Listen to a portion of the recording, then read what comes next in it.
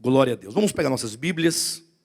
Queremos dar continuidade às ministrações que temos feito, enfatizando aquele texto de Lucas capítulo 17, que o reino de Deus está dentro de vós.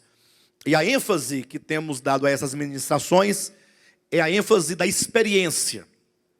Este ano de 2016 é um ano que Deus nos projeta para uma experiência ainda maior da palavra de Deus, uma experiência do Evangelho, uma experiência da verdade.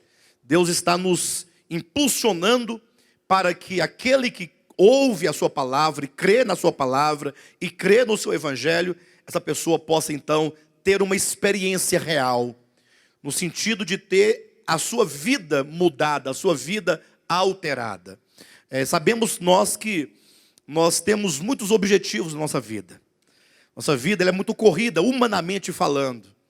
Então, a fé é algo muito precioso para simplesmente nós brincarmos sem obter nenhum resultado real. Então, nós não estamos gastando tempo, nem desperdiçando o nosso tempo. Pelo contrário, nós estamos buscando aquilo que há de mais importante, que é a nossa saúde espiritual, que é a nossa saúde psicológica, o que certamente vai resultar em saúde física. Certamente um coração cheio de paz, cheio de alegria, da verdadeira paz, da verdadeira alegria, um coração cheio de amor, é tudo isso de que o mundo precisa. O mundo não precisa de mais uma religião, ou de novas religiões. O mundo precisa de pessoas transformadas. Pessoas cujo coração, cuja alma tem sido alterada constantemente pelo poder da palavra, nos fazendo pessoas efetivamente mudadas, efetivamente transformadas. E em termos bíblicos seria como dizer, pessoas conformadas à imagem de Jesus Cristo, no caso, a edificação do novo homem. Amém? Certamente cada um dos que aqui se encontram deseja essa experiência de vida. Portanto, abra seu coração e se permita ser atingido, ser alcançado pela palavra. Não fique apenas sentado passivamente pensando em qualquer outra coisa, mas esteja aí, embora em silêncio, mas esteja ativo na recepção da palavra. Deixe a palavra entrar no seu coração, porque hoje queremos entregar mais uma chave, a chave da vitória. Amém? Os irmãos querem a chave da vitória? Já entregamos algumas. A primeira foi o arrependimento. Lembram disso? A segunda, ou seja, se não houver arrependimento, fatalmente a pessoa não experimentará esse reino que está dentro dela. O reino está aí dentro de você. É um fato, é uma conquista do próprio Cristo Jesus que nos trouxe esse reino e acendeu este reino dentro de nós. Agora, a experiência ela requer um coração trabalhado, um coração tratado. E o arrependimento, portanto, é uma chave que abre essa porta da experiência deste reino. Também falamos, salvo engano, a segunda mensagem foi sair pela porta. Falamos acerca de nós não nos submetermos a nenhum jugo de escravidão. Estarmos completamente debaixo da liberdade que a graça de Deus nos concede em Jesus Cristo. Aí terceiro, foi a semana passada, foi retrasada, passada, nós falamos, lembram? Mateus? Sim, falamos sobre o perdão. Muito obrigado. O perdão, a cura do ressentimento. O perdão enquanto a cura do ressentimento. Isso porque os ressentimentos no nosso coração, eles obstruem certamente essa experiência. São como pedras que são colocadas e vão entupindo e vão impedindo que os rios de águas vivas fluam de nós. E, portanto, o perdão é também uma chave. Você ministrar perdão, você liberar o seu coração e liberar a vida do outro semelhantemente. E hoje, então, queremos falar acerca da nossa, colocamos aqui, a porta de acesso à experiência do reino. O correto posicionamento frente à verdade. Este é o ponto. O correto posicionamento frente à verdade. Isso porque todos nós temos um posicionamento frente à verdade. Todos os homens. Nenhum homem escapa de se posicionar diante da verdade. Cabe saber como você, diante dessa verdade, se posiciona. Como você, ao refletir acerca da verdade, você assume um comportamento, você assume uma postura, você assume ali, na verdade, uma identificação em relação ou não a esta verdade. Este é um ponto fundamental. Para tanto, nós temos aqui 3 pontos para discorrer nessa mensagem. O primeiro, nós vamos falar a verdade no campo das discussões filosóficas. 2, o que é a verdade, o conceito.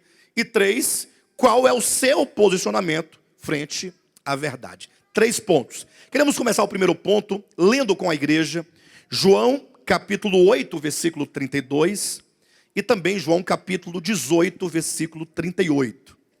São 2 textos que falam acerca da verdade. Abra sua Bíblia, abra seu coração. Nós vamos ler João capítulo 8, versículo 32. E então leremos João capítulo 18, versículo 38. São versículos aqui que já foram lidos aqui outras vezes, ou muitas vezes, mas que agora nós queremos lê-los relacionando um ao outro. E observando que cada um desses textos aqui apresentados, no caso João capítulo 8, versículo 32, e João 18, 38, nos apresenta exatamente 2 maneiras de se posicionar frente a esta verdade. No caso, nós queremos falar da verdade no campo das discussões. Como os homens veem a verdade ao longo da história. Em João capítulo 8, versículo 32, nós temos aqui um texto muito conhecido da maioria dos cristãos, de maneira que chega a ser quase um jargão, né? Quando Jesus diz ali, e conhecereis a verdade, e a verdade vos libertará. Ou seja, a maioria dos cristãos conhece esse texto e fala e repete esse texto, sobretudo quando se vai evangelizar alguém, né? Olha, diz a Escritura, e conhecereis a verdade, e a verdade vos libertará. Entretanto, o que Jesus de fato está afirmando aqui nesse texto? Há 3 coisas importantes a serem ressaltadas. O primeiro, quando Jesus disse, e conhecereis a verdade, e a verdade vos libertará, a primeira afirmativa dele é a existência da verdade. Ou seja, existe uma verdade que é a realidade absoluta de todas as coisas. Nós vamos entender aqui a verdade como sendo o próprio Deus. Falaremos isso no segundo ponto. Mas o importante é que quando nós encontramos aqui tal declaração, e observa que Jesus diz esse texto, exatamente aqui no contexto da chamada a mulher adúltera, né? Alguns falam mulher pecadora, mas na verdade é um texto que fala de uma certa situação em que os líderes da religião judaica armaram contra Jesus Cristo para tentar pegá-lo numa falha. Foi quando eles ali armaram um adultério, de fato, com uma mulher, um homem e uma mulher, certamente um desses líderes com uma mulher, para que fosse ela pega no flagrante ato de adultério. Então é um capítulo que fala acerca do pecado. É o capítulo inteiro, se os irmãos lerem o capítulo 8, perceberão que o tema do capítulo 8 é o pecado. E é nesse contexto, portanto, do pecado que Jesus fala, olha, para que alguém seja então liberto, certamente do poder do pecado, e também da ação do pecado, e mesmo dos efeitos do pecado, é preciso que ele conheça a verdade. Então aqui está o primeiro ponto, a verdade é algo que existe, embora essa verdade não esteja para os nossos sentidos, Mas essa verdade, ela é absoluta, ela é real. E também ele diz uma segunda coisa. Não somente que há uma verdade, mas ele afirma, e conhecereis a verdade. Ou seja, a verdade é possível de ser conhecida. Então, há uma verdade. 2, essa verdade é possível de ser conhecida. Ou seja, quando você sabe dessa verdade, você então conhece a verdade. 3, haverá uma função. A verdade tem uma função libertadora. Então, a verdade existe. 2, pode ser conhecida. 3, ela tem uma função, que é a libertação. Pastor, eu desejo muito ser uma pessoa liberta. Talvez o que o homem mais procura hoje em dia é libertação.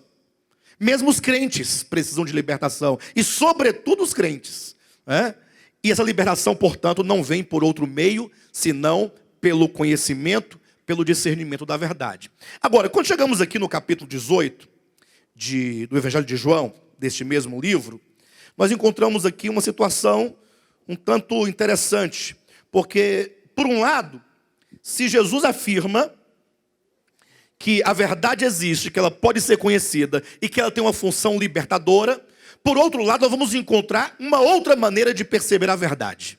Olha o que diz aqui em capítulo 18, versículo 38 do Evangelho de João, quando Pilatos, voltando-se para Jesus, lhe faz a seguinte pergunta. Diz assim: perguntou-lhe Pilatos, o que é a verdade? Tendo dito isto, voltou aos judeus e lhes disse: eu não acho nele crime algum. Por muito tempo eu olhei esse texto aqui, por muito tempo, e eu perguntava para mim mesmo, como pode ser Pilatos dirigir-se a Cristo fazendo-lhe uma pergunta e não esperar ouvir a resposta de Cristo? Porque é dito isso, primeiro diz que perguntou-lhes Pilatos, o que é a verdade? E dito isto, voltou as costas a Cristo e se dirigiu então para os judeus, dizendo: não vejo nele crime algum. E aí, pensando, meditando e fazendo algumas leituras, eu pude perceber que Pilatos não está aqui de fato fazendo uma pergunta como quem deseja uma resposta. Ele está simplesmente ironizando o fato de Cristo ter dito, no versículo anterior, que ele veio ao mundo para dar o testemunho da verdade. Ele simplesmente diz: o que é a verdade? Como quem desdenha da verdade, como quem coloca em dúvida a verdade, como quem dissesse: não, a verdade não é algo absoluto, a verdade não é uma coisa única, a verdade não é algo objetivo que não dependa do homem. Isso nos lembra uma corrente filosófica muito antiga, desde a antiguidade já se ouve falar desse pensamento filosófico acerca da verdade, que simplesmente relativiza a verdade.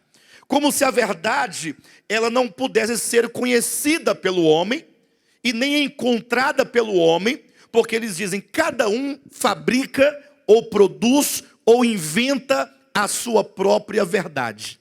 Eles relativizam a verdade. Isso é uma corrente muito forte de pensamento filosófico que está não somente nas escolas, no mundo acadêmico, mas sobretudo nas universidades inteiras, e uma corrente de muitos e grandes filósofos do mundo inteiro que acreditam numa tal de verdade relativa. Isso no sentido de o homem elaborar o seu próprio conceito de verdade, ele construir a sua própria verdade para o seu próprio benefício. Você imagina então que alguém diz: não, isso é a verdade. Isso é algo subjetivo, parte da sua própria interpretação do mundo. E aí então, quando essa verdade, por ele defendida, já não lhe serve para satisfazer os seus objetivos, o que ele faz? Aí ele muda a verdade. Não, isso não é mais a verdade, agora a verdade é isso. E aí ele pode mudar essa verdade, alterar essa verdade, quantas vezes ele quiser, de acordo que essa verdade sirva-lhe aos seus interesses. Aí, nesse sentido, a verdade não é libertadora. Pelo contrário, ela própria se torna escrava dos desejos humanos.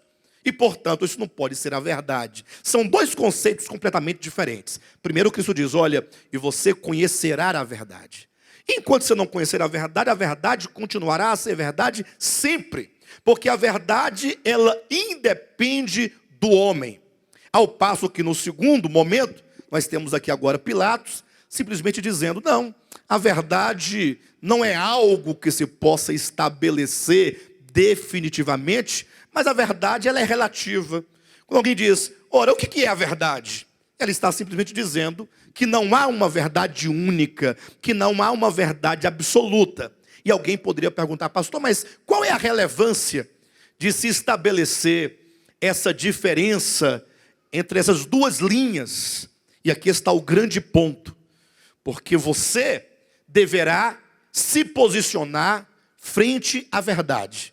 Ou você fará como Jesus, entendendo que a única saída para libertar o homem é o conhecimento da verdade. Ou seja, o problema do homem, dos seus cativeiros, dos seus medos, das suas angústias, o problema da morte, o problema do pecado, todos os problemas que o pecado trouxe, acarretou ao homem depois da sua queda, existem em razão da ignorância, em razão das trevas acerca da verdade. Por isso que toda queda do homem começa com a ilusão. O diabo enganando o homem sendo iludido e agora vivendo a partir desta ilusão. Somente então quando a luz de Deus, ou a luz que é Deus, vai dissipando as trevas da ignorância, do erro, da mentira, do engodo, do sofisma, e você então vai tendo uma clara concepção da verdade, é que o homem pode de fato experimentar libertação. Agora, quando nós perguntamos então, o que é a verdade? E aqui os irmãos vão perceber a relevância de se posicionar corretamente. Porque a Escritura declara acerca da verdade, eu quero ler aqui com os irmãos capítulo 18 de João, versículo 37, o versículo anterior ao 38 que nós acabamos de ler, diz assim, olha, então lhe disse Pilatos, logo, tu és rei. Respondeu Jesus, tu dizes que eu sou rei. Eu para isso nasci, e para isso vim ao mundo, a fim de dar testemunho da verdade. Todo aquele que é da verdade, ouve a minha voz. Ou seja, ele diz, olha, eu vim ao mundo para dar testemunho da verdade. Ou seja, a verdade não está no mundo. A verdade está fora do mundo, não é verdade ou não? Porque se Cristo se fez homem, se fez carne, entrou neste mundo para dar o testemunho da verdade, então a verdade não está no mundo. Por isso que alguém de fora deste mundo no qual estamos, ele entrou no mundo para trazer ao homem o testemunho acerca da verdade. E aí quando nós lemos o Evangelho de João capítulo 17, sobretudo ali os primeiros 7 ou 6 versículos, vemos claramente que essa verdade, a qual o Cristo de Deus veio dar testemunho, é o próprio Pai. Porque o Filho veio testemunhar acerca do Pai. Veio manifestar o Pai. Portanto, nós podemos dizer categoricamente que o Pai é a verdade. Verdade em que sentido? Quer dizer que essa cadeira não é a verdade? Ou não é verdade? Quer dizer que isso que eu posso ver e tocar não é verdade? Eu diria, só Deus é a verdade. Não existe verdade fora de Deus, porque tudo aquilo que existe procede de Deus, procede da verdade, procede da realidade. De maneira que tudo que existe, outrora não existia. E existindo, poderá vir a não existir. Você pode dizer assim, eu existo. Eu existo? Sim, eu existo. Estou aqui, é porque existo. Mas eu existia enquanto Alexandre por toda a eternidade? E eu existirei em mim mesmo por toda a eternidade? Então, só Deus é a realidade absoluta de todas as coisas. Até porque Ele próprio declara, se você ler a Bíblia com bastante atenção, procurando ali ler a Escritura como quem busca saber quem é Deus, vão perceber então que em vários momentos esse termo Deus não é nome. Deus não é nome. Deus é apenas um título de uma divindade. Ao passo que o nome desse Deus, e são vários os nomes com os quais ele se apresenta na Escritura, e nenhum desses nomes de fato esgota a plenitude daquilo que ele é, Mas eu me lembro do texto de Êxodo capítulo 3, versículo 6 e também o versículo 14, quando Moisés perguntou àquele que lhe apareceu ali no Monte Horebe, quando aquela sarça ali ardia e não se consumia, é dito que Moisés perguntou assim: qual é o seu nome? Quando alguém me perguntar quem foi o Deus que lhe apareceu, como é que eu vou identificar o Senhor? Diga-me o seu nome, para que eu possa me referir ou referir às pessoas acerca de ti. E então Deus lhe respondeu: diga que o Yahvé lhe enviou. Essa palavra Yahvé já é um nome híbrido, já trabalhado pelos judeus, mas tem como base estrutural, ali no seu radical, o verbo ser. Diga que o eu sou lhe apareceu. Na verdade, se você pegar literalmente esse nome no seu sentido mais ali, na sua menor partícula da palavra, você vai encontrar o ser. Ser, apenas ser, mais nada. No sentido de que Deus é o único que de fato é. Porque tudo mais existe nele. Ele é que é de eternidade a eternidade. Ele é absoluto em si mesmo. É o que sempre foi. E há quem procure negar a existência de Deus, né? Tem aqueles chamados ateus. Mas o ateísmo, na verdade, consiste numa ignorância, e é possível que se prove tal ignorância, e parte de uma falta de lógica tremenda, porque se não há Deus, de onde vem, então, a vida? A vida que não se esgota em você, mas a vida que está em você. E outrora, antes de você existir, a vida sempre foi. E a vida sempre será. Você vai morrer e a vida continuará. A vida que está em você, que está numa árvore, que está numa formiga, que está num elefante, que está.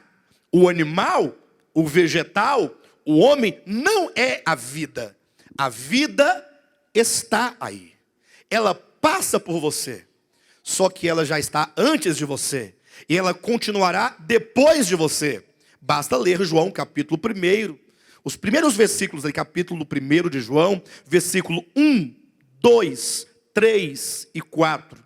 São talvez um dos versículos mais reveladores da Escritura.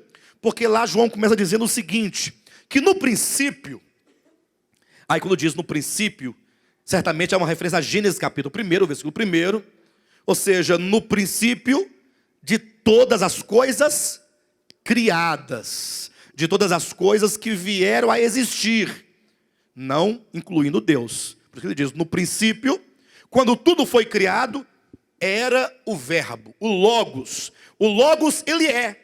Ele não é criado, ele não tem princípio, mas quando todas as coisas vieram a existir, no princípio, era o Logos. E o Logos estava com Deus, e o Logos era Deus. Esse Logos é o que os gregos, há muitos anos antes de João escrever o seu evangelho, já dizia ser a força vital do universo. Lógico que os gregos talvez não tivessem uma concepção teológica do Logos. Mas o que os gregos entendiam o que é o Logos? Se perguntasse para Heráclito, por exemplo, o que ele responderia?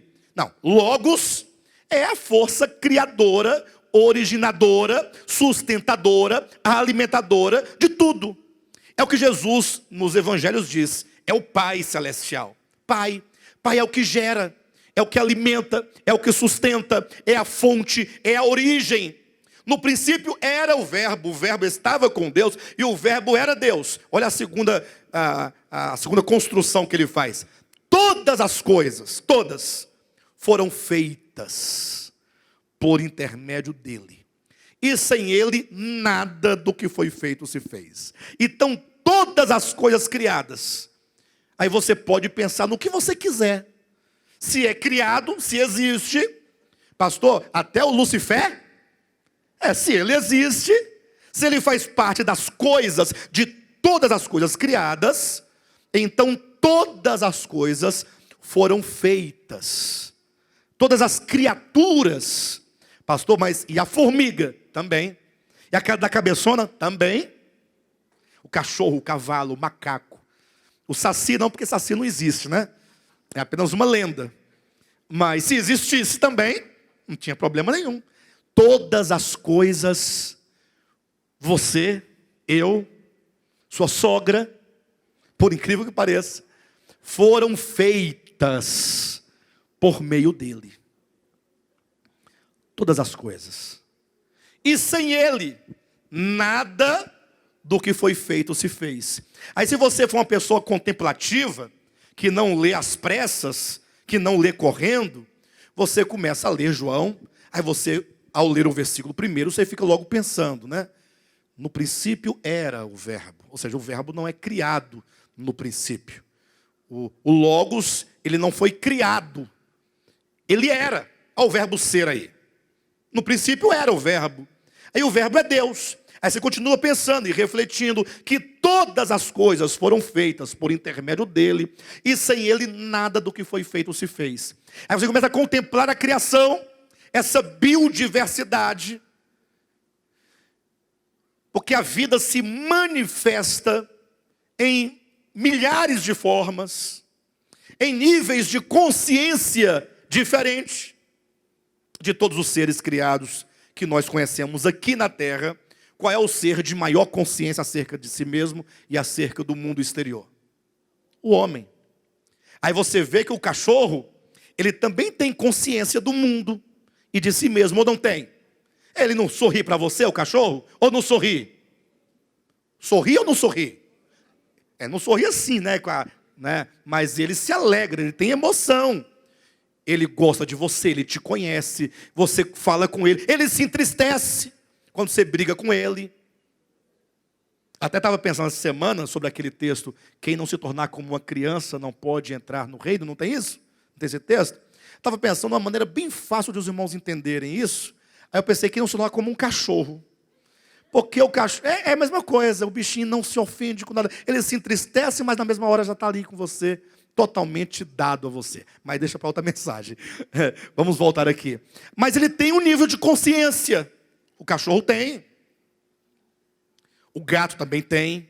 O gato tem menos que o cachorro, mas tem também. Mas se você for para uma ave, também tem menos que o gato e o cachorro. Aí se você chegar, por exemplo, até um peixe, tem menos consciência. Mas é a vida que se manifesta em vários níveis, em vários seres, numa biodiversidade, coisa mais linda que você olha para esse universo. E aí João continua dizendo, e a vida, essa vida que faz viver todas essas criaturas, todos os seres existentes, estava nele. Então, querer negar a Deus, ou negar a verdade que é Deus, negar a existência de Deus, é negar a vida. Porque eu não gerei a vida. Pastor, aí tem aqueles, não, pastor, mas você não sabe como é, que você vai lá um homem e uma mulher, e o homem traz uma semente que planta na mulher, então isso é obra do homem. Não, não é do homem, porque não foi o homem que fez a semente e colocou lá dentro. Não foi. O homem é apenas um agente, que transmite essa vida, que vai multiplicando essa vida, porém o homem nada pode fazer em relação à vida. A vida é a realidade.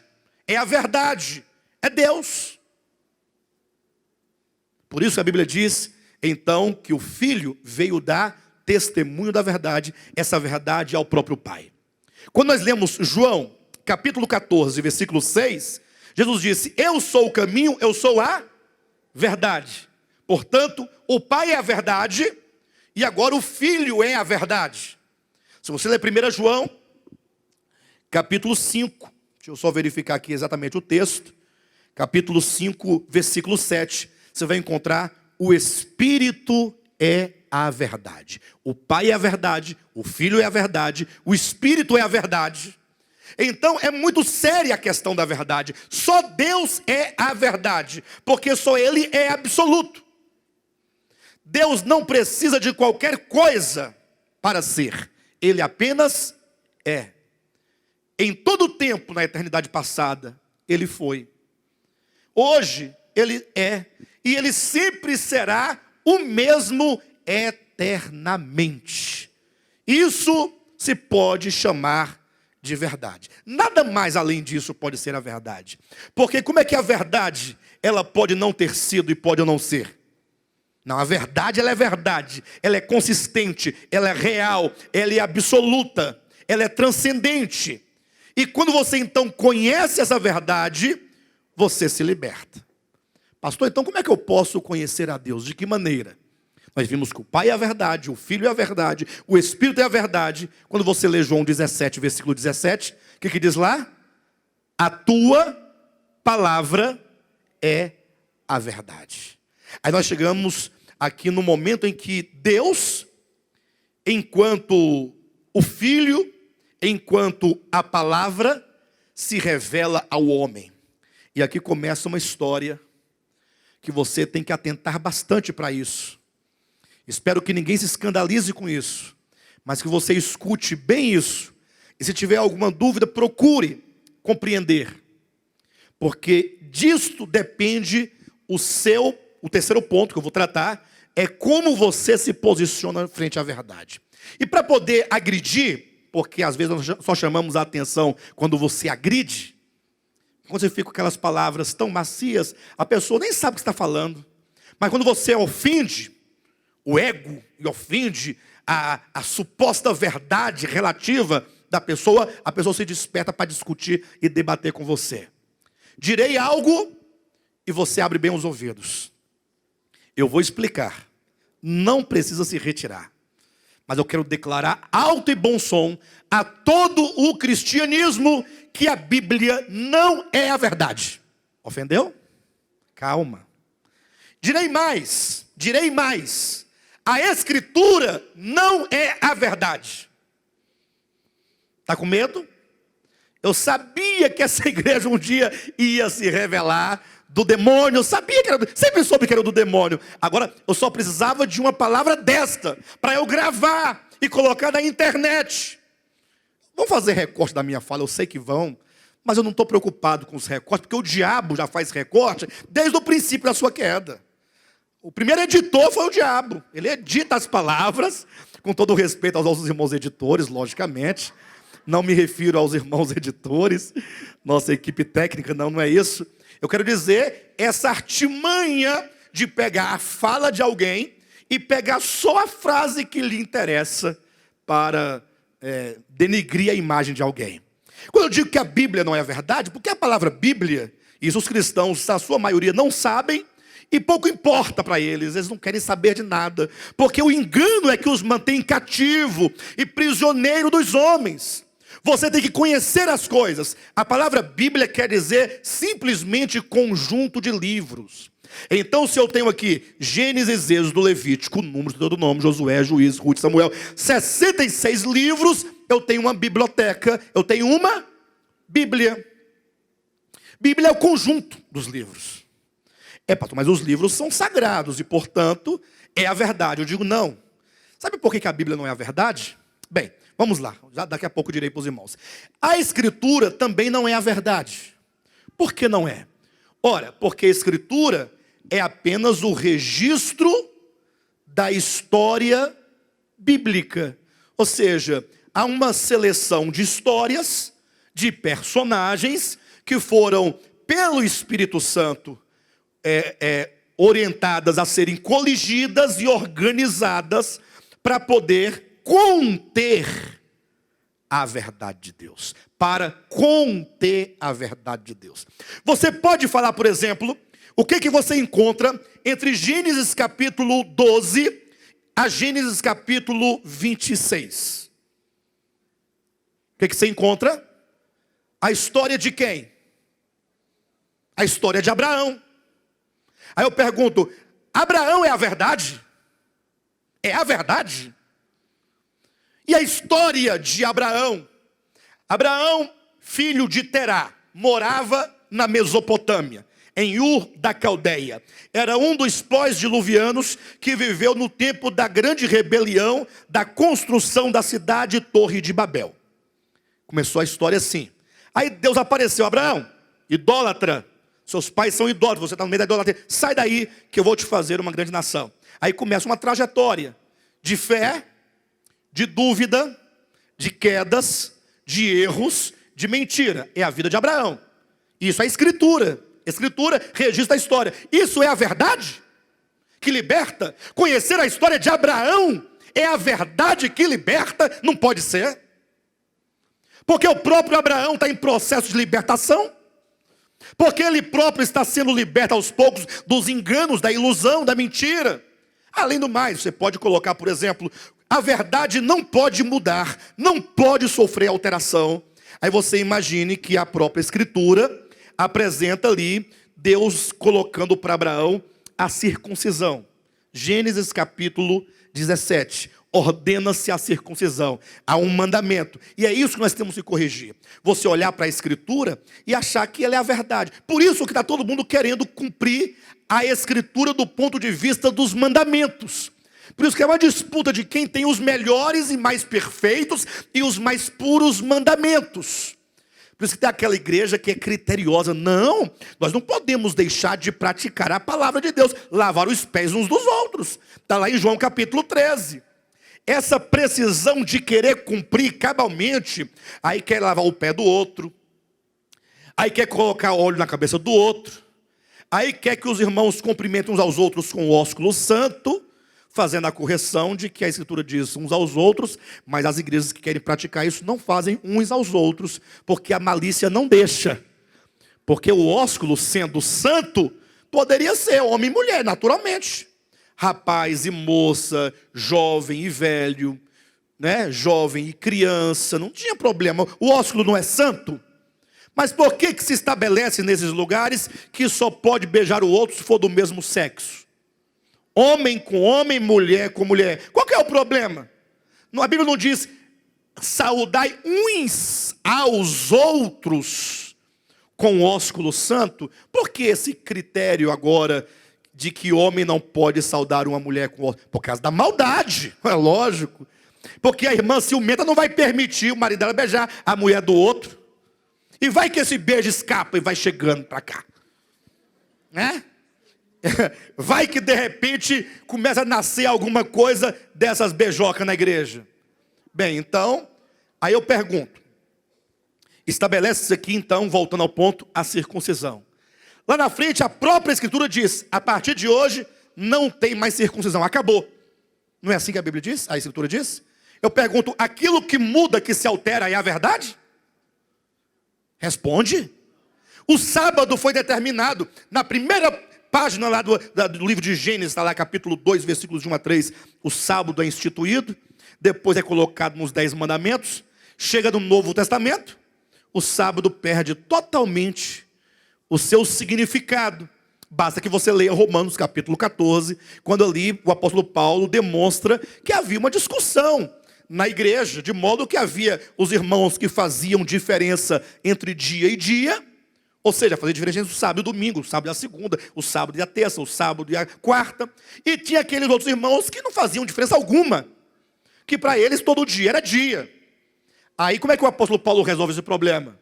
Se Paulo fosse adventista, diria, ó, vocês que não fazem diferença entre dia e dia, porventura não sabeis o que diz lá em Êxodo, capítulo 20, versículo 8, 9, 10 e 11?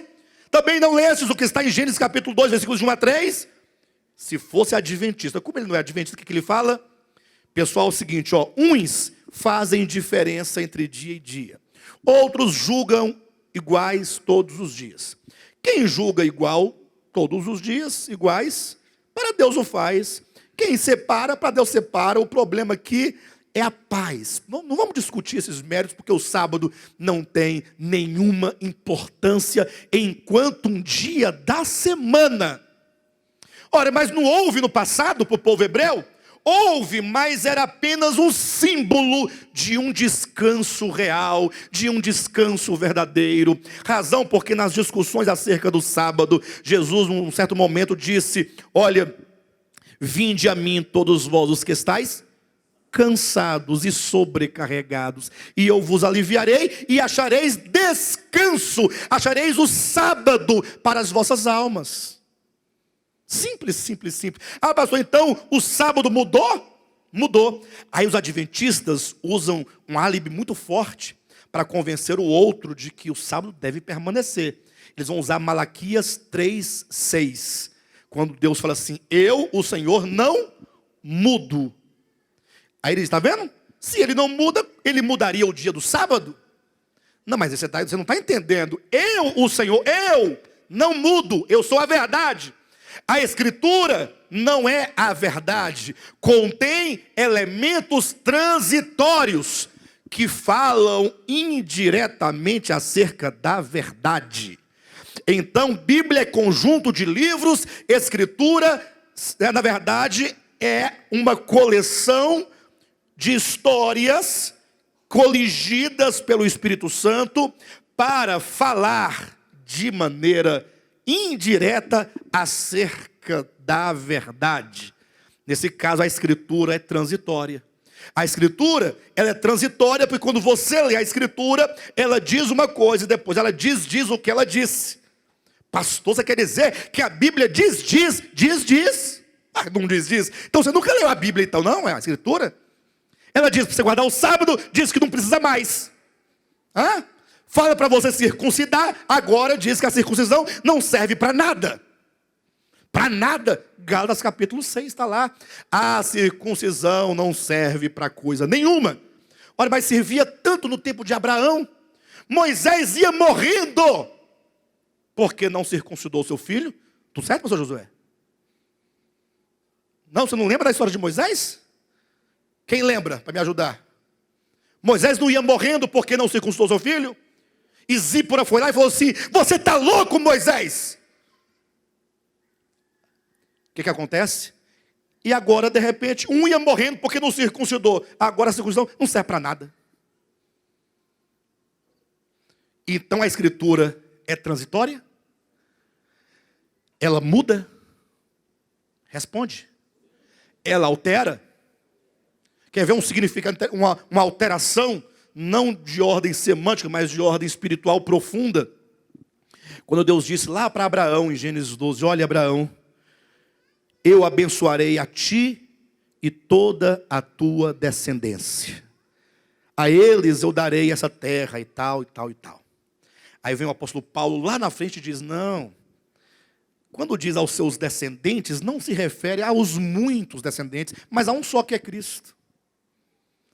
Então, a Escritura, do ponto de vista da história, ela é relativa. E se é relativa, não pode ser a verdade, porque a verdade não é relativa. Pastor, então, a Bíblia não é a verdade e nem a Escritura, não. Então, pastor, o que é a verdade? A tua palavra é a verdade. Pastor, mas eu pensava que a Bíblia era a palavra de Deus. Não, a Bíblia é um conjunto de livros e contém um conjunto de histórias cujas palavras são de todos os personagens. Aqui tem a palavra de Noé, aqui tem a palavra de Abraão, aqui tem a palavra do diabo, aqui tem a palavra de Jesus, aqui tem a palavra de Paulo. Lembra quando o diabo disse para Jesus, olha Jesus, salta daqui abaixo. Não está escrito isso na Bíblia, não? Na Escritura está escrito isso? E quem que está dizendo isso? Não é o diabo? Mas ele não pegou o texto lá de Salmos, que era a palavra de quem? De Deus. Mas agora ele está trazendo essa palavra com uma implicação totalmente errônea, equivocada. Olha como que agora a palavra já não é mais de Deus, agora é do diabo, para enganar. Então, depois vem o apóstolo Paulo dizendo, olha, isso aqui que direi para vocês, digo eu. Não é o Espírito Santo que está dizendo para vocês. Sou eu, o ser humano, Paulo.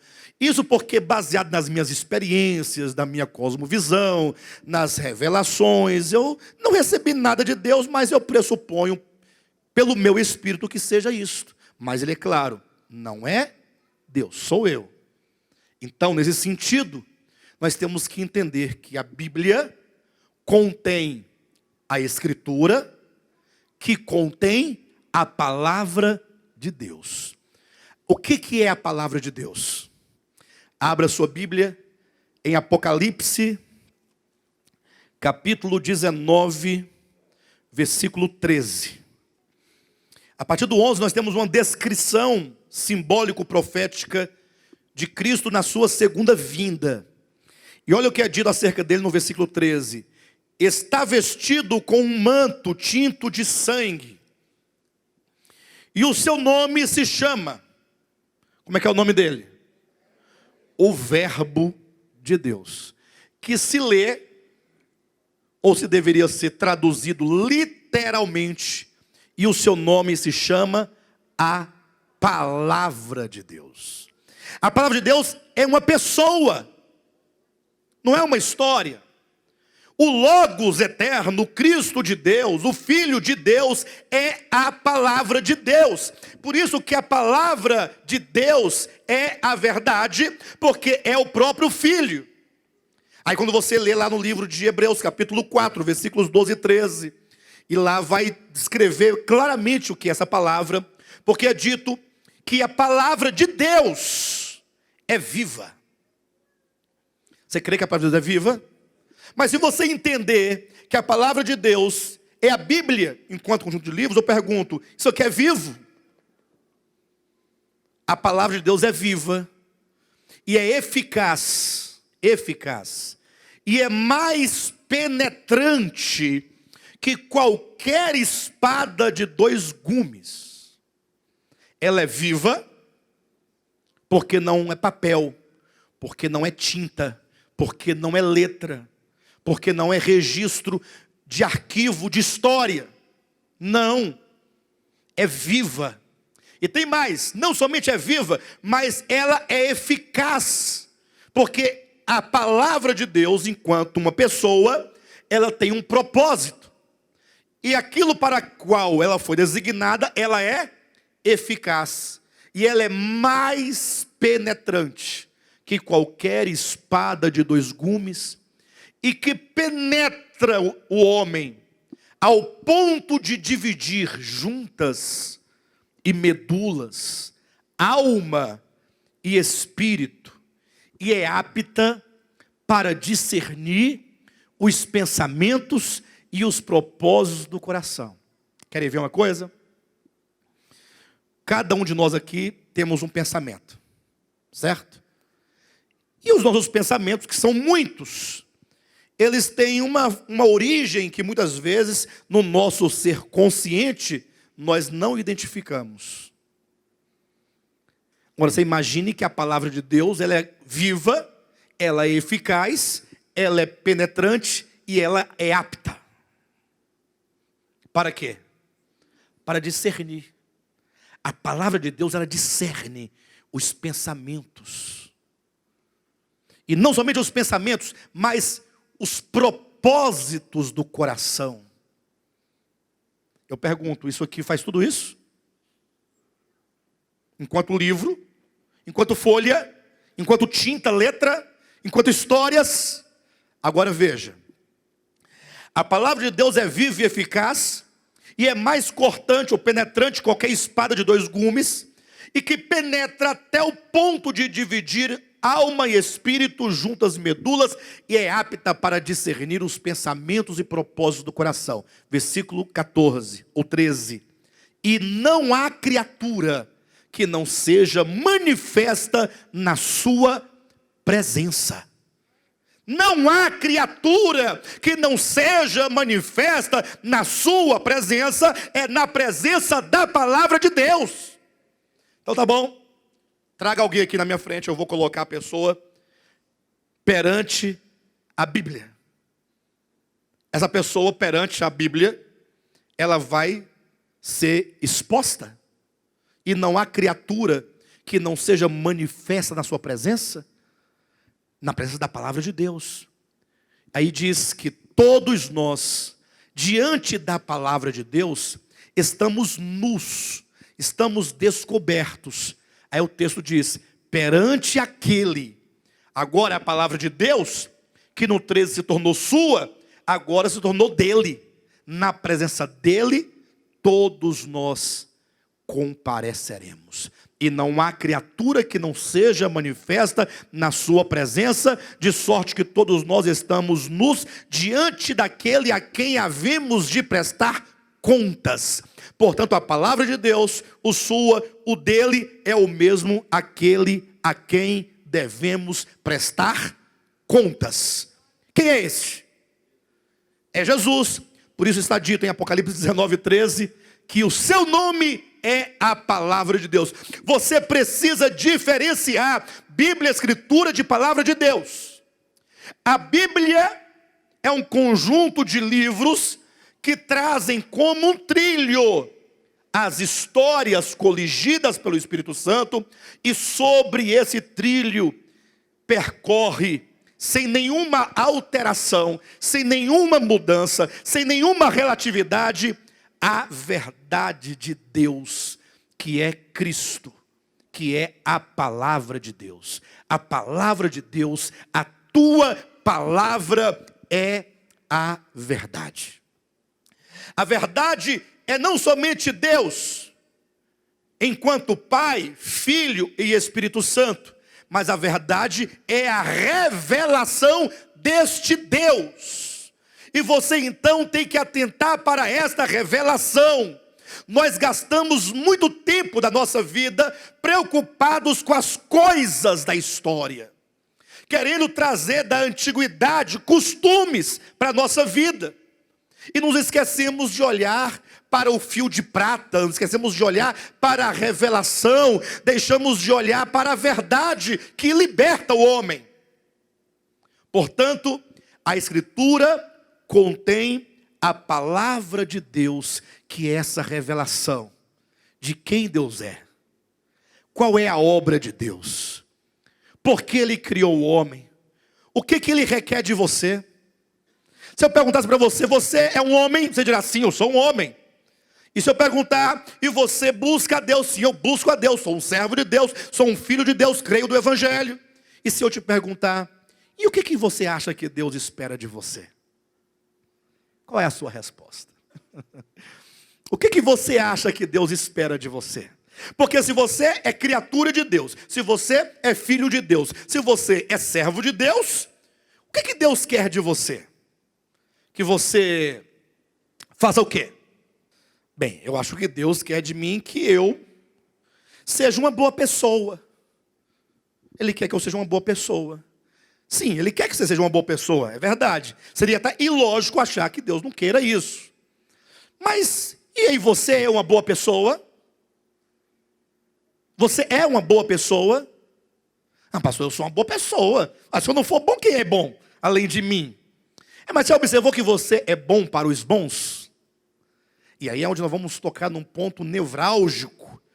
Porque Jesus Cristo ele foi muito agudo quando ele disse, olha, se você ama os seus amigos, você não faz nada além da sua obrigação, que é a obrigação da retribuição. Se alguém te sorri, você sorri. Se alguém te estende a mão, você estende a mão. Se alguém te convida a almoçar na sua casa, você retribui. Esse jogo de compadre e comadre, não é? Esse jogo é um negócio, não é? De interesses. O seu filho, se ele estudar na faculdade que você quer, tá bom. Se não for o curso que você quer, também você não apoia. Porque você quer se realizar nas coisas do outro. Como se seu filho fosse a sua continuação dos seus interesses, das suas vontades, dos seus objetivos, dos seus propósitos. Você não deixa seu filho ser o que ele quer ser? Aí não, se não for assim, não apoio. E assim são em todas as relações, são relações de interesses. Se esses interesses forem frustrados, você também muda a sua atitude. Porque assim são todos os seres humanos sobre a face da terra. Com raríssimas exceções que Deus nos deu de exemplos de pessoas que abnegaram-se de si mesmas para viver em prol do outro, independentemente de qualquer coisa. A nossa religião, dizemos, é a verdadeira, é a melhor. Só que se o outro não vier para a nossa religião, a gente joga ele no inferno. E é porque a nossa é a melhor. Se fosse a pior, jogaríamos aonde? A nossa religião é a única, porque o nosso Deus é só nosso, porque nós temos os nossos costumes cristãos, a nossa ética cristã, porque o nosso Deus é cristão. Se o seu Deus é cristão, coitado, Então ele não pode nem ser eterno, porque o cristianismo tem apenas 2000 anos. O que seu Deus era antes de 2000 anos? Não era nada.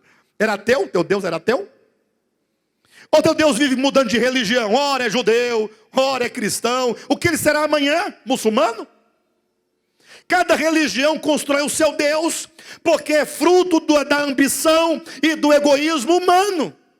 Aí então é onde vem a verdade para nos libertar.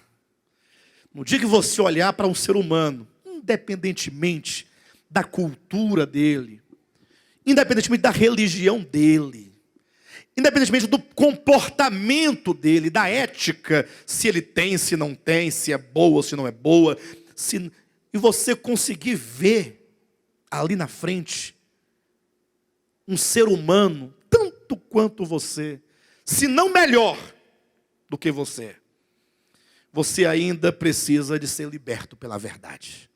Eu também preciso ser liberto pela verdade. Agora, isso não é tão fácil assim.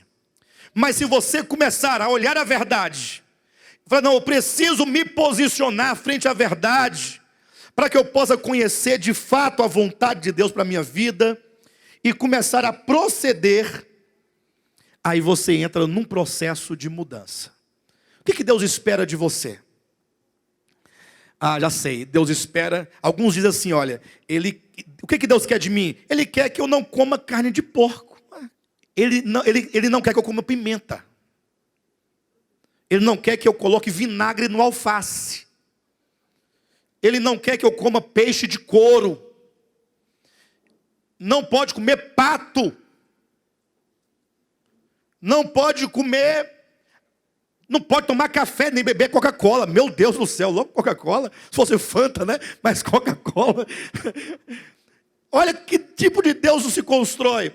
Agora ele quer que no sábado eu não trabalhe. E um dia eu peguei um pastor de jeito, adventista, conversando, um debate, né? Aí tinha um irmão bem humilde, que ele era o alvo do estudo, e o pastor veio defender a ovelha dele. E eu fui lá para poder libertar a ovelha dele. Dele não, a ovelha de Jesus, né? Bem, aí nas discussões lá, o pastor diz o seguinte, não, a lei não salva ninguém, nem condena ninguém. Eu falei, que coisa boa, ouvir um pastor adventista falar que a lei não salva nem condena, isso é um progresso. Eu falei, bem, então já que o senhor diz que a lei não salva ninguém, nem condena ninguém, vamos pensar hipoteticamente. Se esse cidadão, membro da sua igreja, esse irmão que de condição humilde, se ele, para sustentar a sua família, tiver que trabalhar no sábado, uma vez que a lei nem salva e nem condena, a igreja adventista admitirá ele normalmente na comunhão da igreja? Falei, não, mas aí não, porque ele fez um compromisso com a igreja de não trabalhar no sábado. Eu falei, sim, mas se não salva e nem condena, você vai sacrificar a família dele? Para ele guardar uma lei que não salva e nem condena? Aí ele vai ficar desempregado e com fome pelo capricho da instituição? Perguntei. Eu falei assim, olha, a Bíblia diz que o cumprimento da lei é o amor. Perfeito? Sim.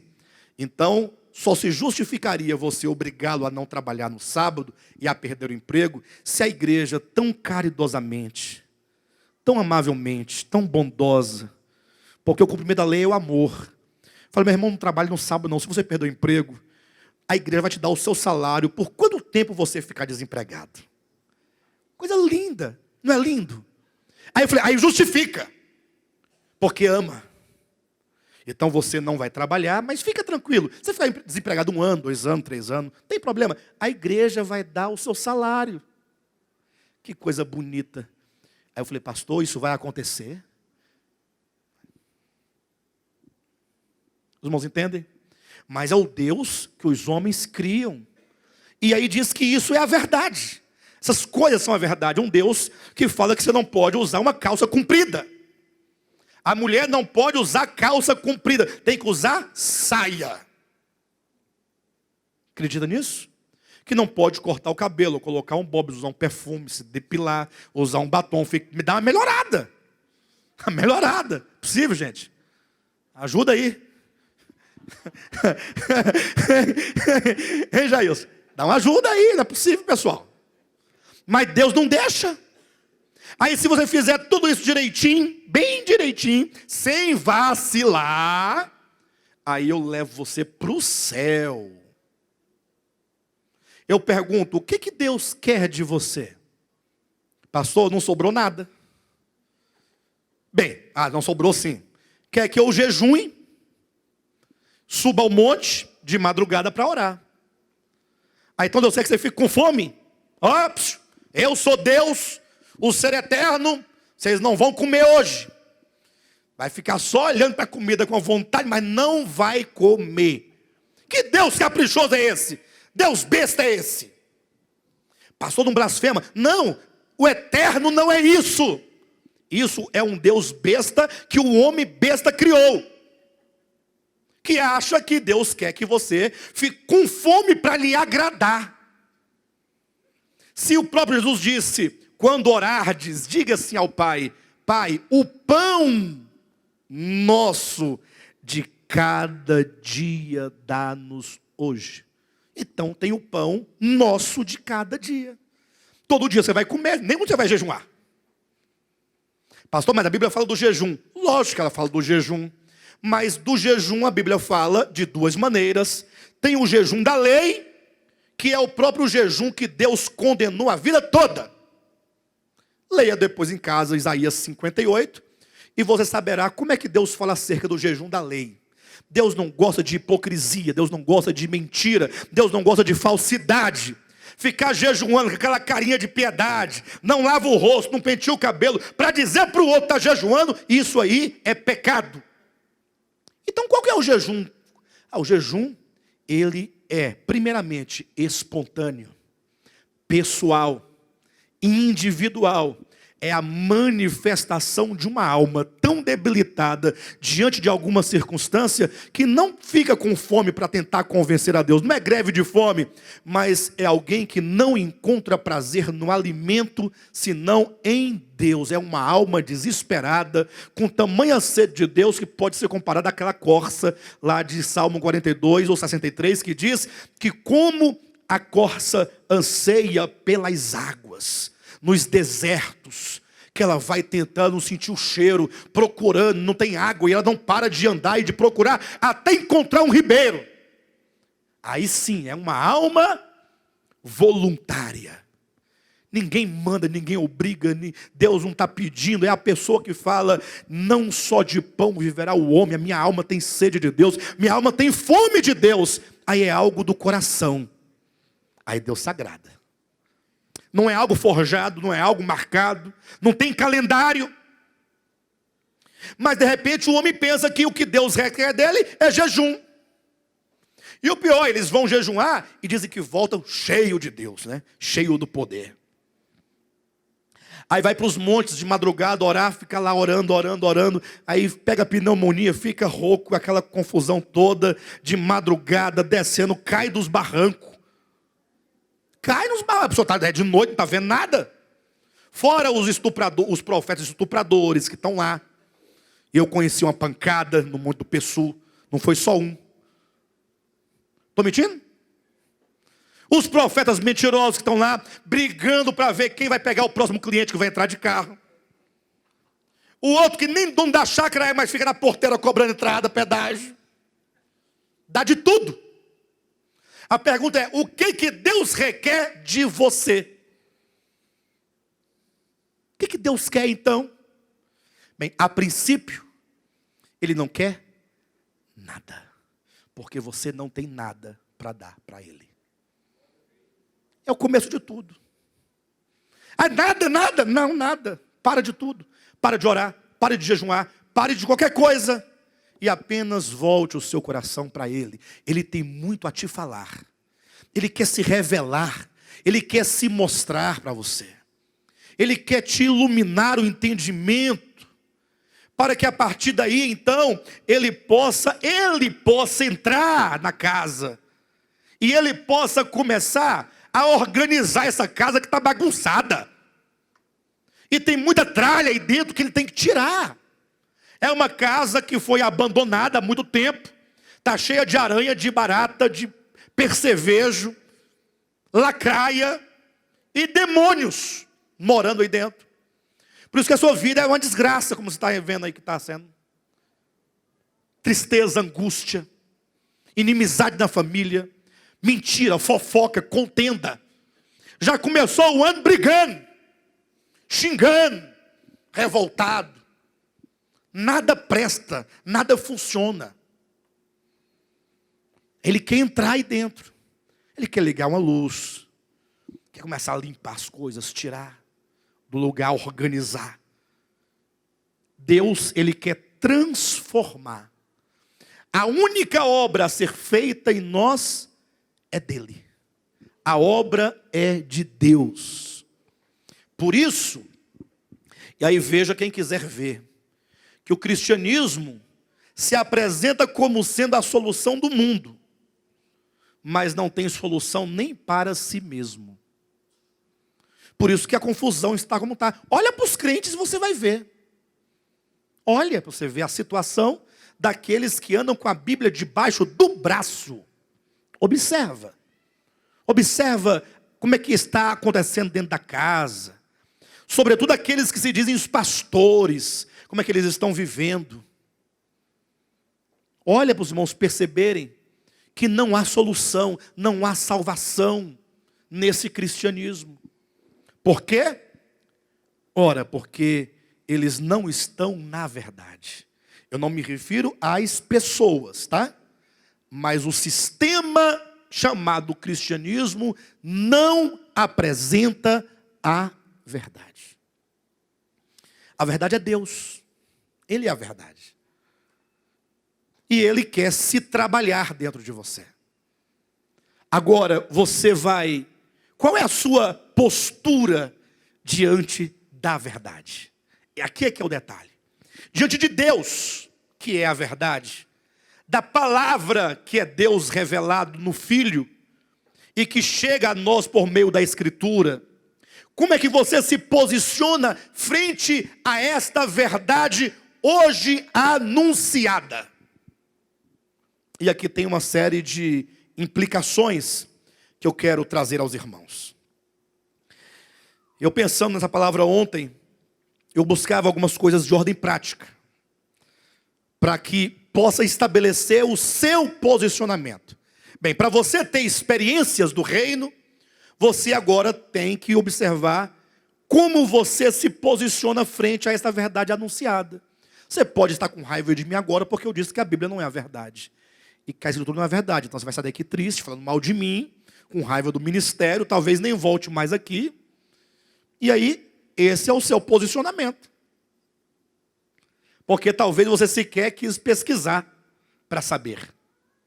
Ou talvez você entrou aqui também e está aí sentado indiferente, nem ouviu direito o que eu falei. O que ele falou mesmo? De Bíblia? Palavra? Não entendi nada. Lógico, você não quer entender. Aí eu me lembrei da parábola do semeador. Porque é dito em Mateus capítulo 13 que o semeador, ele saiu a semear. O quê? A palavra do reino. Essa palavra da verdade. E como é que ele fez? Ele fez seleção? Não. Ele foi lançando, onde havia terra, ele lançava a semente. A semente é boa, diz a Bíblia. A semente é boa. A semente é a palavra do reino. A semente agora é lançada onde a terra. E aí Jesus, na sua parábola, colocou 4 tipos de corações. Aí você tem que atentar para isso.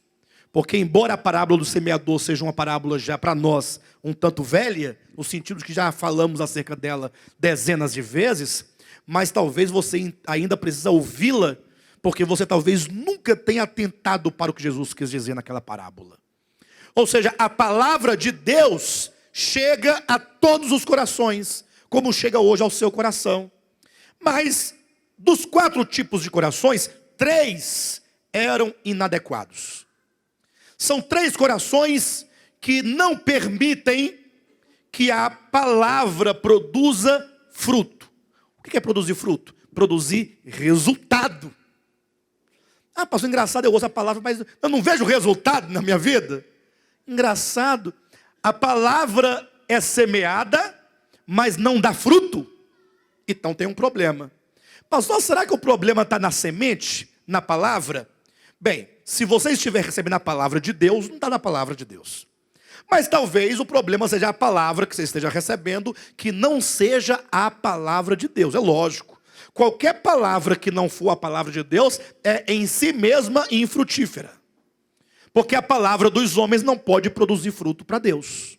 Absolutamente. Agora, a palavra de Deus, a revelação acerca de Cristo, semeada no coração, essa semente por si só, ela é boa e é frutífera. Agora, por que então não produz fruto? Porque ela encontra 3 tipos de corações diferentes. Primeiro, o coração era uma estrada. Porque uma estrada é terra, não é terra? Olha, pensando nos tempos antigos, que não tinha pavimentação asfáltica ainda, né? Então, o caminho lá foi feito de pavimentação, passava animal, passava carro, pessoas, a terra vai ficando batida, aquela terra dura, endurecida. Então, é uma terra. Então, a semente caiu à beira do caminho. Só que o solo, a semente, ela fica ali na superfície. Fica em cima. Não penetra o coração. E aí vem os pássaros e comem as sementes. Levam as sementes. Ou seja, talvez você venha a este lugar, você ouve a palavra, mas você está tão preocupado com a palavra, que você não está nem preocupado em compreender nada, não há nenhum esforço, não há nenhuma disposição, não há nenhuma vontade. Para você tanto faz, você não vai sair daqui, não vai nem se lembrar do tema da mensagem. Você não vai se lembrar de nenhum item da mensagem. Aí quando der por volta das 4 horas da tarde, não tem mais nada, não ficou nada. Sua vida nunca vai mudar. Porque você não é superficial. Você é nada. Você não está querendo nada. Você não sabe nem por que você vem aqui. Talvez é a força do costume, do hábito. Sua família vem. Ou talvez tenha um peso de consciência que você pensa que tem que vir. Na verdade, nós temos que vir. Mas a única razão por que temos que vir é a necessidade espiritual. Se não for isso, acabou. Vir para vir, não. Tanta coisa para você fazer. Vai para um clube. Oxi. Pega uma caixa de isopor boa. Enche de cerveja. Puro malte. Vá para um clube, encher a cara, tomar banho. Ficar lá pegando sol pelado. Ó. Você vai ganhar mais do que vir para cá. Para não fazer nada. Para não estar nem aí. Ser uma pessoa totalmente indiferente. Pastor, você me aconselha isso mesmo? Lógico, é verdade, conselhíssimo. Vai por mim. Porque você vai ganhar pelo menos um dia de lazer. Você aqui está perdendo meio dia. Sentada aí nessa cadeira. Ouvindo essas palavras. Que não traz nenhum entendimento para você. Pura tolice. Essa mera religiosidade não presta para nada. Porque não vai adiantar a sua vida. Não vai mudar nada a sua vida. Eu quero ser honesto com vocês. Eu no seu lugar, se fosse assim, eu não viria. Não iria gastar meu tempo com essas crendices e essa religiosidade idiota que não serve para nada. Perda de tempo. Total. A pessoa indiferente. O que é o solo à beira do caminho? É a indiferença.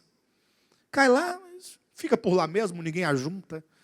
Não tem, ninguém faz nem uma covinha, não tem nada. A semente está à beira do caminho, jogada, largada. Ah, os pássaros estão largados, come, vai embora.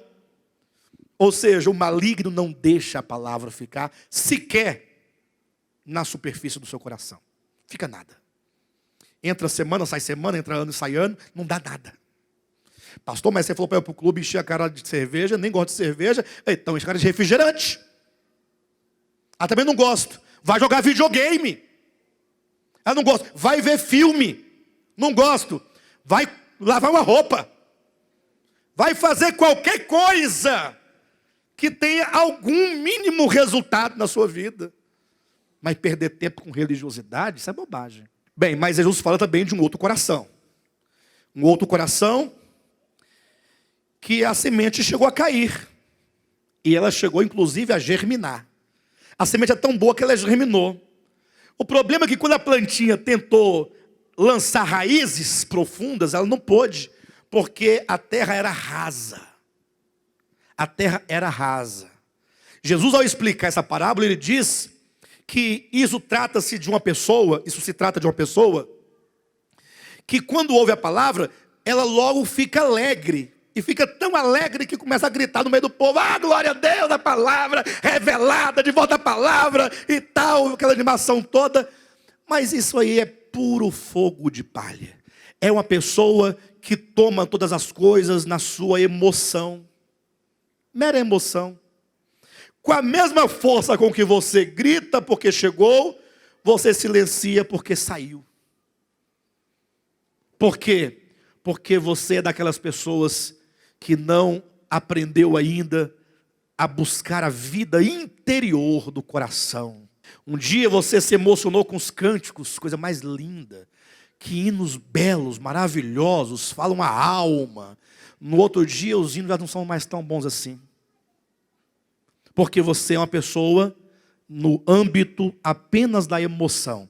Disse Jesus na parábola: quando vêm as tribulações por causa da palavra, essa pessoa se escandaliza e não pode continuar. É aquela pessoa que ela condiciona a sua vida espiritual às suas próprias emoções. Estou ferido, pastor Josué. O que foi, pastor? O que aconteceu? Não, é que o pastor não foi lá em casa me visitar. Eu fiquei lá em casa 3 meses com a unha lá encravada. O pastor não foi.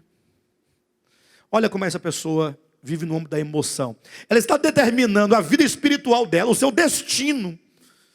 Toda a obra que Deus fez, porque o pastor não foi visitar o irmão com unha encravada.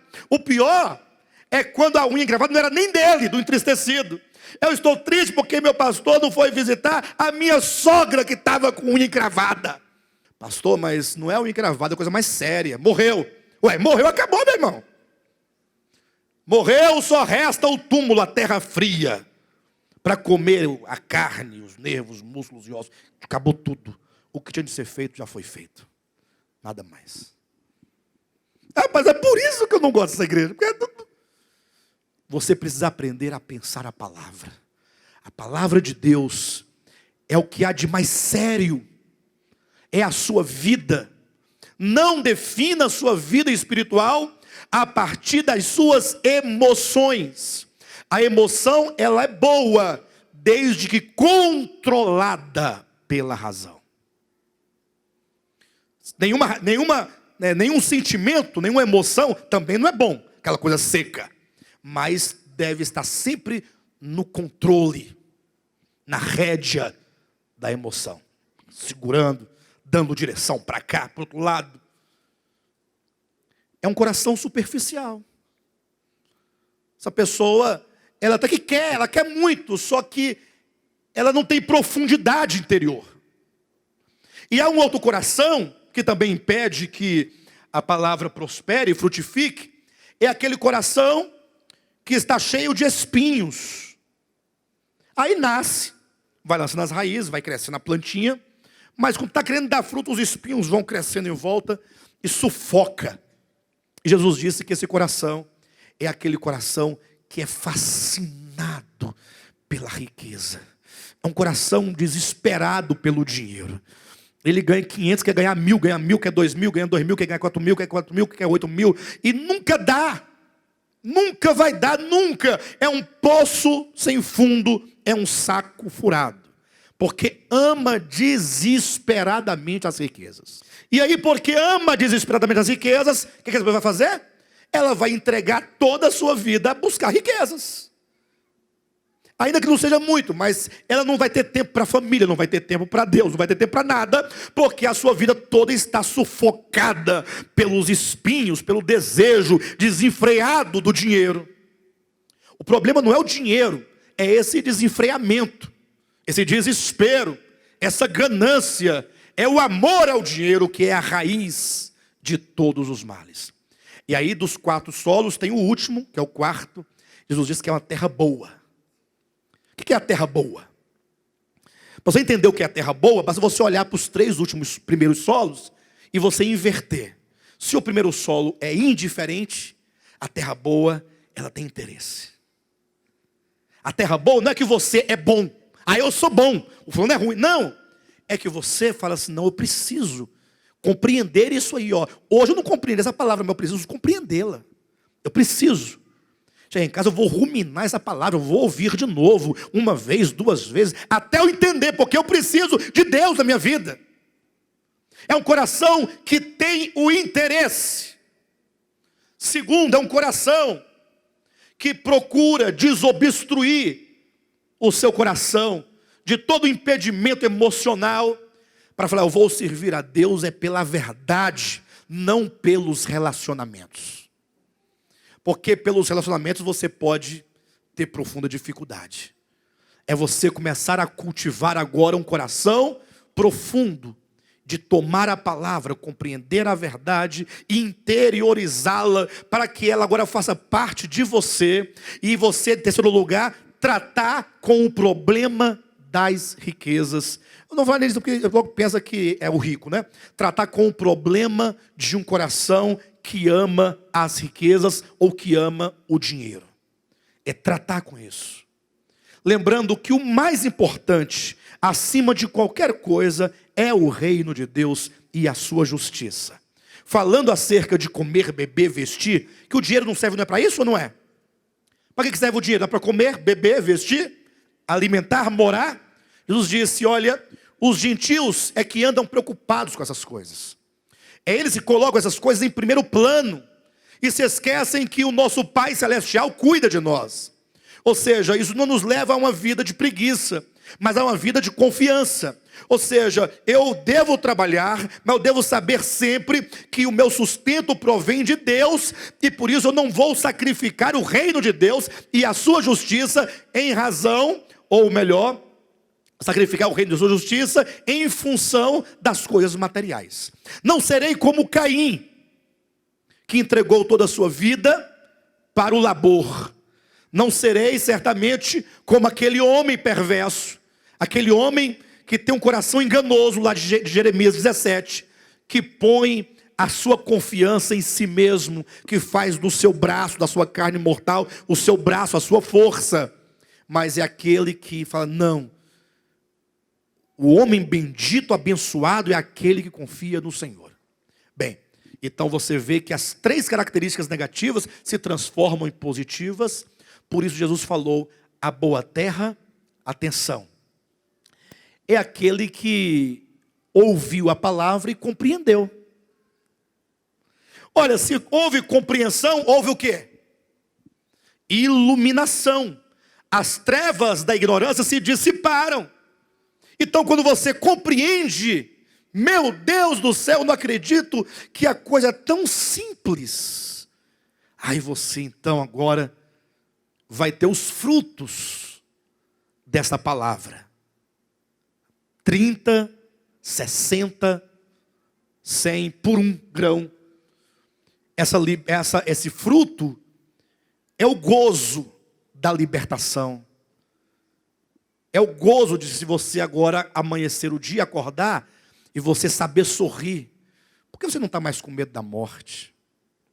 Nem está com medo do homem. Nem está com medo do amanhã. Simplesmente existe em Deus. E isso lhe basta. E essa verdade que vai nos modificando. Portanto, frente a esta verdade, nós temos aqui esses 4 tipos de solos. Eu ainda separei aqui alguns versículos que eu quero citá-los em caráter de encerramento dessa mensagem, para que os irmãos possam se posicionar corretamente frente à verdade. Amém? Abra sua Bíblia em Romanos 10, 17. De modo prático, diz assim o texto. Romanos 10, 17. Aqui na versão atualizada, diz assim: e assim a fé vem pela pregação, e a pregação pela palavra de Cristo. Mas a melhor versão é a versão corrigida para esse texto. É aquela que talvez alguns de vocês tenham em mãos, que diz assim: e assim a fé vem pelo ouvir. Vem pelo ouvir. E o ouvir, vírgula, pela palavra de Cristo. Ah, então eu vou ouvir, então fala para eu ouvir. Não, não é pelo escutar. Todos estão escutando. Até com som alto desse jeito, como é que não escuta? Agora, esse ouvir é o ouvir espiritual, é o atender às palavras. E aí disse que a fé, nós sabemos que a fé é a força motora da vida cristã. É ela que nos faz mover, caminhar, continuar, progredir, avançar. Sem fé não tem como você agir no mundo espiritual. Então, dito que a fé, ela vem pelo ouvir. E o ouvir, vírgula, essa vírgula do ouvir é o verbo vem. O verbo está suspenso, está elíptico. Ó. E a fé vem pelo ouvir, e o ouvir vem pela palavra de Deus. Então é a palavra de Deus que gera no seu coração a capacidade de dar ouvidos à verdade. Então a questão é, o quanto você dá ouvidos à verdade de Deus? Pastor, engraçado, eu estava pensando aqui agora com tudo isso, eu até gosto da palavra, eu gosto. Às vezes compreendo assim por alto, mas compreendo alguma coisa. Mas assim, dar ouvidos mesmo é complicado. Dar ouvidos, atender. É você reagir positivamente. Digamos assim, vamos nos lembrar daquele texto que esclarece essa ideia que eu estou trazendo aqui. Quando o centurião chegou para Jesus e falou assim: Jesus, é o seguinte, a minha filha está doente na minha casa, está para morrer, e eu quero que o senhor a cure. Jesus disse: não, eu vou curá-la, eu vou à sua casa. Ele disse: não, Senhor, não precisa que o senhor vá à minha casa, porque eu conheço o que é autoridade, porque eu tenho homens, soldados, sob o meu cuidado, a minha ordem. E aí quando eu digo para um vai, o que acontece? Ele vai, ele atende. Eu digo para aquele outro vem, ele atende, ele reage, ele responde positivamente. Então, Senhor, diga apenas uma palavra, ordene a doença, diga para ela sair, e ela vai sair, porque ela conhece a autoridade. Então, como é que você reage à verdade? Quando Deus fala a você, você ouve ou você apenas escuta? Pastor, eu acho que eu mais escuto. Ouvir é complicado. Os irmãos concordam comigo? Nós somos tardios. E por que então que nós não damos ouvidos, não atendemos? Por falta de ouvido espiritual.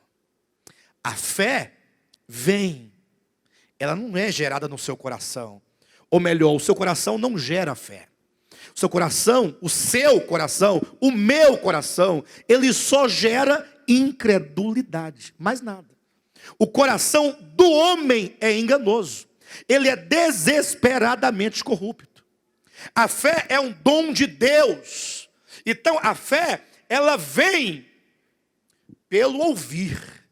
Então na medida que você ouve espiritualmente, interiormente, atende, essa fé vai cada vez sendo gerada. Então a quantidade de fé verdadeira no seu coração depende do quanto você ouve a palavra de Deus. Pastor, então se eu não estou ouvindo, então a fé não está quase nada. E como é que eu faço para então ouvir? E o ouvir vem pela palavra de Deus. Então no momento que você se assenta aí nessa cadeira, ou na sua casa, onde quer que você esteja, no seu carro, que você toma a escritura para extrair aqui a palavra de Deus, ou você liga para você ouvir algo, e você então com o interesse de uma boa terra, você diz: Senhor, a tua palavra está sendo dita, dá-me ouvidos espirituais, para eu atender. Eu preciso ouvir no Espírito, não somente com os ouvidos carnais. Eu preciso atender a essa palavra. Nada melhor do que o início do ano para você ouvir uma palavra dessa. Já que todo mundo, seja os artistas da televisão, seja quem for, está todo mundo dando seus depoimentos, dizendo: neste ano de 2016, eu tenho o propósito de ter uma vida melhor, ser uma pessoa melhor. Não é assim? Todo mundo não tem esse espírito de quebrantamento nacional? Então por quê? Já que você deseja isso, você não coloca isto como um ponto: eu vou buscar esse ano ouvidos para ouvir. Porque aí, quando Deus falar, prontamente eu direi amém. Prontamente responderei: sim, Senhor, eis-me aqui. Então você precisa fazer como Maria, assentar-se aos pés de Cristo. Porque você pode estar sentado aí na cadeira, mas não assentado aos pés de Cristo. É você fazer da vida cristã uma outra coisa, fazer comunhão de fato. Não é o fato de você vir ou não vir, é o fato de você se colocar em comunhão, se colocar em conexão. Talvez você seja um rádio que está fora de sintonia com Deus, tá? Zzz, só faz barulho, caixa de abelha. Aí tem que procurar a sintonia fina, até ficar aquela coisa bem gostosa, e você conectado com Deus. Deus, dá-me ouvidos, eu quero ouvir no Espírito e atender a tua palavra. Por isso que em Tiago capítulo 1, versículo 21, Tiago nos aconselha dizendo: acolhei a palavra em vós implantada. Ora, se a palavra foi implantada, ela não está acolhida? Sim ou não? Mas como é que ele ordena que nós acolhamos a palavra implantada? É porque o implantar é ação divina. O acolher é ação humana. Então, a parte dele é colocar. E a sua parte é receber. Aí eu pergunto para os irmãos: aquela semente caiu sobre o caminho, ela foi posta pelo semeador, ação divina, mas ela foi acolhida? Sim ou não? A que caiu ali, entre as pedras, ela até que fez menção de acolher, mas não pôde colocar no seu profundo, porque as pedras não deixavam. Os espinhos, por sua vez, impediram esse acolhimento integral para que haja o fruto esperado. A boa terra, ela abraça e segura e recebe para dentro de si essa palavra. Acolhei com mansidão a palavra em vós implantada, porque ela é poderosa para salvar as vossas almas. Em Hebreus capítulo 2, versículo 1, e aqui vai uma palavra de ano novo. E eu pensava essa palavra, falava: Senhor, me dê uma palavra para a tua igreja, para começar o ano bem. Porque do meu ponto de vista, a última palavra do ano não foi tão boa assim. Eu fui me envolver com um tal de Mefibosete, e aí me enrolei com esse homem de pé manco. A pregação também saiu manca também. Mas acontece. Isso é bom porque Deus falou assim: você vai ficar aí, você vai encerrar o ano ruim. Você saber que não é você, sou eu. Você vai ter uma pregação manca de um homem manco, para você poder entrar dependendo de mim ano que vem, próximo ano. Então em Hebreus 2:1, olha que mensagem bonita. O apóstolo diz assim: olha para nós, que nós devemos nos apegar à palavra de Deus. Tiago manda acolher, Paulo manda que você se apegue. Só que ele não diz devemos nos apegar, ele diz devemos nos apegar com mais firmeza. Deixa eu perguntar para os irmãos: quantos aqui têm se apegado à palavra? 4 pessoas, muito bem. Vocês 4. Hein, tem mais gente não? Que tem se apegado à palavra? Amém.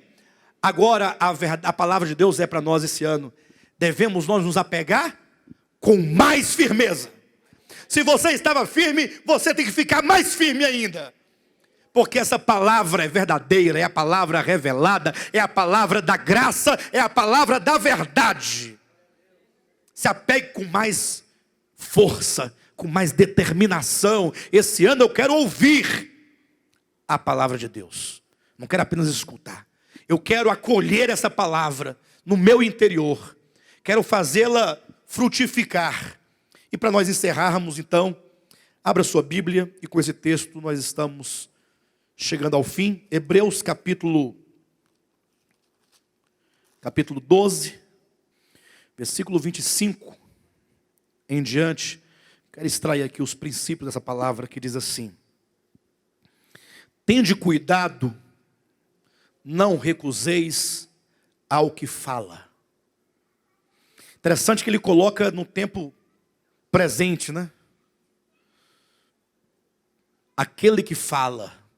Se você ler esse versículo, juntamente com o capítulo 1, o versículo 1 dessa mesma epístola, você vai ver o sentido que dá, porque lá em capítulo 1, versículo 1 de Hebreus, diz que outrora Deus falou aos pais pelos profetas de muitas maneiras, mas que hoje nos fala pelo Filho, nos falou pelo Filho. Ou seja, o Filho é Deus falando conosco. O Filho, enquanto a palavra, é Deus falando, é Deus revelado ao homem. Chegando no capítulo 12, o apóstolo coloca nesses termos aqui, olha: não recuseis ao que fala, porque esse falar é contínuo. O Filho nos tem falado até hoje. O Filho está falando até hoje. Ele está falando a mim e a você. Então você não pode recusar ao que fala. Todos esses princípios aqui estabelecidos são os princípios que determinam um posicionamento correto frente à verdade. Ou seja, a verdade chega até você. Como você se posiciona? Você se torna uma boa terra, receptível, que ouve, que atenta, que acolhe, que se apega com mais firmeza, que não despreza o falar, que não recusa o falar, mas que está atento. Esse é o ponto. Não recuseis ao que fala, pois não escaparam aqueles que recusaram ouvir quem divinamente os advertia sobre a terra. Aqui é uma referência quando Deus no Monte Sinai falou ao povo de Israel: muito menos nós, os que nos desviamos daquele que dos céus nos adverte. Agora o falar é celestial. Aquele cuja voz abalou então a terra, naquele tempo lá do Monte Sinai, agora, porém, ele promete dizendo: ainda uma vez por todas farei abalar não só a terra, mas também o céu. Ora, esta palavra, ainda mais uma vez por todas, significa. O que significa essa palavra? Farei abalar não somente a terra, mas também os céus. Qual é o significado disso? Atenção, ele está dizendo, quando Deus disse lá no Monte Sinai, Deus fez abalar a terra. E agora ele promete dizendo: dessa vez farei abalar não só a terra, mas também os céus. Aí o apóstolo pergunta: o que isso significa? O que significa farei abalar os céus e a terra? Significa, olha o texto, a remoção destas coisas abaladas, como tinham sido feitas. É a remoção das coisas abaladas. O que deveria talvez ser melhor colocadas como das coisas abaláveis. Ou seja, o que você tem diante de você? Essa terra, enquanto planeta? A sua casa, sua fazenda, seu dinheiro, seu corpo, sua saúde?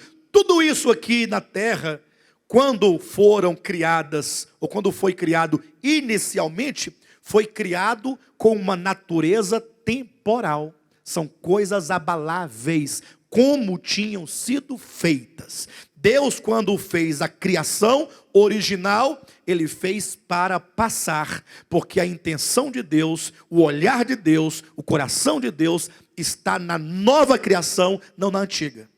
Aí eu pergunto para os irmãos, para a gente poder refletir e ir para casa refletindo, honestamente, sem problema. Aqui nesse ministério ninguém precisa usar máscara, ninguém. Porque no cristianismo você tem que usar, você é obrigado. Quem vai dizer assim, ó irmãos, estou precisando de libertação, estou precisando de cura, estou precisando de transformação, estou precisando de santificação. Ninguém fala isso, porque se falar é um crente frio, não tem o Espírito Santo, uma série de coisas. Tem que manter aquela aparência, falador de línguas, profecia, canela de fogo, tem que ter aquela imagem, né? Aqui não.